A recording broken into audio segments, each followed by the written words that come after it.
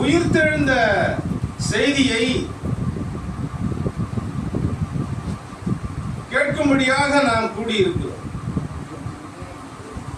கிறிஸ்து உயிர்த்தெழாவிட்டால் இந்த செய்தி ஒலிக்க போவது இல்லை.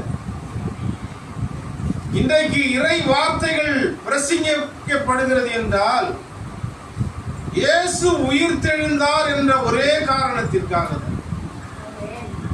அவர் உயிர்த்தெழுந்திராவிட்டால் உலகத்தில் சகலமும் மாயையாய் மாறியிருக்கும். சகலமும் ஒரு பொய்யாகவே மாறியிருக்கும். சத்தியங்கள் பொய்யாய் மாறியிருக்கும். வசனங்கள் பொய்யாய் மாறி இருக்கும். அவர் உயிர்த்தெழுந்ததினால் தான் சகலமும் மெய்யாய் காணப்படுது. அவரை கடவுள் என்று அறியாததினால் அவரை சிலுவைக்கு ஒப்பு கொடுத்தவர்களும் இயேசு உயிர்த்தெழுந்த போது இவர் மெய்யாகவே தேவனுடைய குமாரன் என்று அறிக்கை செய்தார். காரணம் எல்லாவற்றிற்கும் அடித்தளம் அவருடைய உயிர்த்தெழுதல் தான்.